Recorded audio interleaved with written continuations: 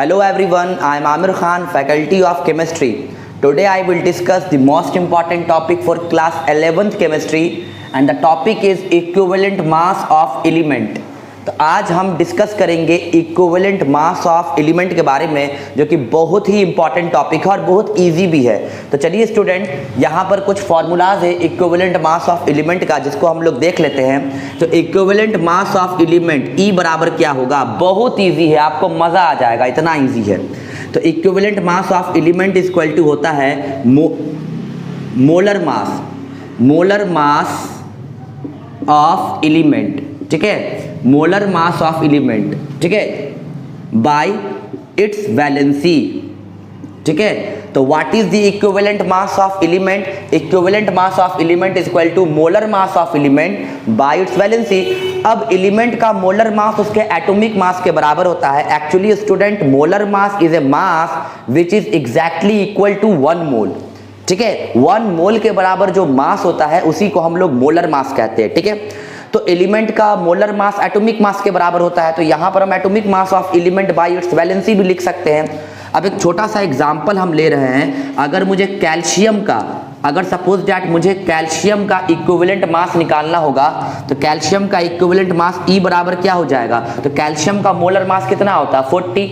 Atomic mass तो calcium का 40 होता है, 40 लिख दिए। और as we know that calcium का जो कंबाइनिंग कैपेसिटी है, कैल्शियम की जो वैलेंसी है वो 2 है, तो मोलर मास बाय वैलेंसी, तो काटेंगे तो क्या हो जाएगा? 20। It means equivalent mass of calcium क्या आ गया? 20 आ गया। चलिए दूसरा एग्जाम्पल लेते हैं। अब दूसरा एग्जाम्पल यहाँ पर लेते हैं एल्युमिनियम। अब एल्युमिनियम का इक्विवेलेंट मास क्या होगा? बहुत इजी है। तो अब जैसा कि हमें पता है, इक्विवेलेंट मास निकालने के लिए क्या करेंगे? एलिमेंट का एटॉमिक मास मतलब molar mass by its valency. तो एल्युमिनियम का मोलर मास कितना होता है? तो एल्युमिनियम का एटॉमिक मास मतलब मोलर मास 27 होता है और एल्युमिनियम की वैलेंसी 3 है। कट करेंगे तो क्या हो गया? 3 9 27। तो एल्युमिनियम का इक्विवेलेंट मास कितना आ गया? 9। परहैप्स आप मेरी बात को समझ गए होंगे कि एलिमेंट का इक्विवेलेंट मास कैसे निकालते हैं। ओके, तो चलिए इस वीडियो को पॉज करके पहले तो आप इसे नोट कीजिए। ओके स्टूडेंट, तो अब आपको यहाँ पे मिलेगा इक्विवेलेंट मास ऑफ एसिड। अब एसिड का इक्विवेलेंट मास कैसे कैलकुलेट करते हैं? तो बहुत इजी है। Equivalent mass of acid E is equal to होगा molar mass of acid divided by basicity. Student, acid के लिए हम लोग बेसिसिटी इस्तेमाल करते हैं और बेस के लिए एसिडिटी।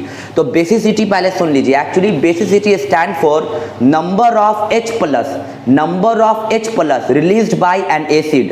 एक एसिड कितना number of H plus release करता है, वही उसके लिए बेसिसिटी है। जैसे अगर मैं बात करता हूँ स्टूडेंट H2SO4 की, तो अगर हम H2SO4 को वाटर में डालते हैं एक्वस सॉल्यूशन में, अगर हम H2SO4 को कहाँ डालते हैं? वाटर में डालते हैं एक्वस सॉल्यूशन में, तो H2SO4 कितना H प्लस रिलीज करेगा? 2 H प्लस रिलीज करेगा। कितना?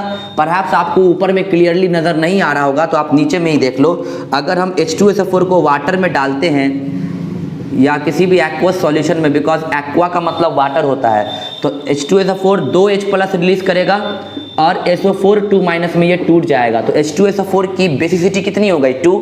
तो एक एसिड कितना H प्लस रिलीज करता है, वही उसका बेसिसिटी है। उसी तरह अगर हम HCl को एक्वस सॉल्यूशन में डालेंगे या वाटर में डालेंगे, तो एक्वस सॉल्यूशन में HCl जाने पर कितना H प्लस रिलीज करेगा? एक ही H प्लस रिलीज करेगा।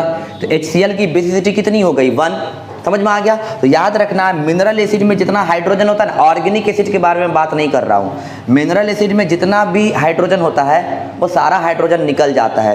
तो याद रखना, बेसिसिटी का मतलब क्या हो गया? Number of H plus released by N acid. एक एसिड कितना H प्लस रिलीज करेगा, वो उसके लिए बेसिसिटी है। ओके, परहैप्स आप समझ गए होंगे। जैसे मैं मिटा रहा हूँ, बहुत ईजी है, देखिए ना, आपको मजा आ जाएगा, इतना ईजी है ये, ठीक है। तो अब यहाँ पर आप देख सकते हो, ध्यान से जरा देखना। अब यहाँ पर देखिए, अब छोटा सा एग्जाम्पल ले रहे हैं H2SO4। अब H2SO4 का इक्विवेलेंट मास कितना होगा? तो बहुत इजी है। तो E निकालने के लिए क्या करेंगे? Molar mass of acid. तो H2SO4 का मोलर मास कितना होगा? इसका मॉलिक्यूलर मास देखिए, हाइड्रोजन का मास कितना है? यहाँ पर 2 हाइड्रोजन है, एक हाइड्रोजन का मास 1 होता है, तो 2 हाइड्रोजन का मास 2 हो जाएगा, प्लस सल्फर का मास 32 प्लस ऑक्सीजन का मास 16 होता है। ऐसा ऐसा 4 ऑक्सीजन है, तो 16 4 जा 64, तो 64 प्लस 32 कितना होगा 96, 96 प्लस 2 कितना होगा 98। तो सल्फ्यूरिक एसिड का मोलर मास कितना हो गया 98। तो मॉलिक्यूलर मास जहां तक बात है सल्फ्यूरिक एसिड का 98 है। और अभी अभी मैंने बताया सल्फ्यूरिक एसिड का बेसिसिटी कितना है 2। सल्फ्यूरिक एसिड 2 हाइड्रोजन रिलीज करता है ना, तो यहाँ पे क्या डालेंगे बेसिसिटी की जगह पे 2 डालेंगे। अब देखिए तो कटेगा तो कितना हो गया 49, मतलब H2SO4 का बेसिसिटी H2SO4 का इक्विवेलेंट मास कितना हो गया 49 हो गया। चलिए दूसरा एग्जांपल लेते हैं। दूसरा एग्जांपल लेते हैं HCl का, इट मीन्स हाइड्रोक्लोरिक एसिड का।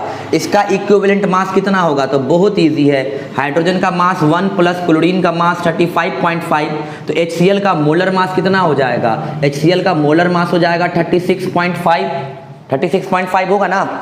और HCl का बेसिसिटी कितना है 1 है, क्योंकि ये एक ही H प्लस रिलीज करता है। तो इक्विवेलेंट मास निकालने के लिए एसिड का क्या कहेंगे, molar mass of acid by it's basicity.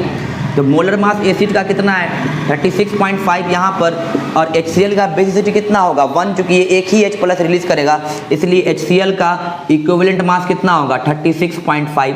Perhaps आप इस चीज़ को समझ गए होंगे। तो एसिड का इक्विवेलेंट मास निकालने के लिए क्या करेंगे, molar mass of acid by it's basicity. Perhaps आपको समझ में आया होगा। आप इस वीडियो को पॉज करके पहले से नोट कीजिए।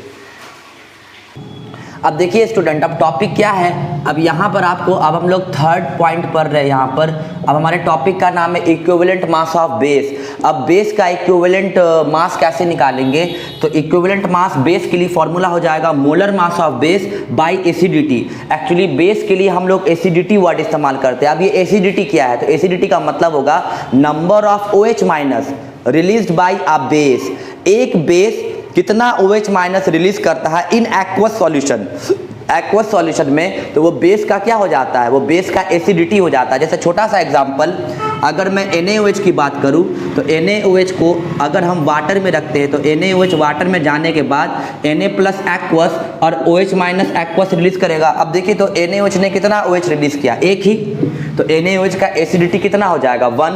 उसी तरह अगर हम एल्युमिनियम हाइड्रोक्साइड लेते हैं AlOH का होल 3, और एल्युमिनियम हाइड्रोक्साइड को अगर हम वाटर में रख देते हैं, तो ये टूटेगा आपको Al3 प्लस में, और क्या प्रोवाइड करेगा 3OH माइनस रिलीज करेगा ना एक्वस सॉल्यूशन में। तो एल्युमिनियम हाइड्रोक्साइड की एसिडिटी कितनी हो जाएगी 3 हो जाएगी, क्योंकि इसने 3OH क्या किया रिलीज किया। समझ में आ गया सबको। तो कोई भी बेस कितना OH माइनस रिलीज कर रहा है, वो उस बेस का क्या है एसिडिटी। आप इस वीडियो को पॉज करके पहले इसे नोट कर लीजिए, ठीक। चलिए परहैप्स आपने नोट कर ली होगी। तो अब हम लोग आगे की तरफ बढ़ते हैं स्टूडेंट। अब एक छोटा सा एग्जाम्पल मैं आपको बता रहा हूं। अगर हमको कोई एक छोटा सा एग्जाम्पल लेते हैं,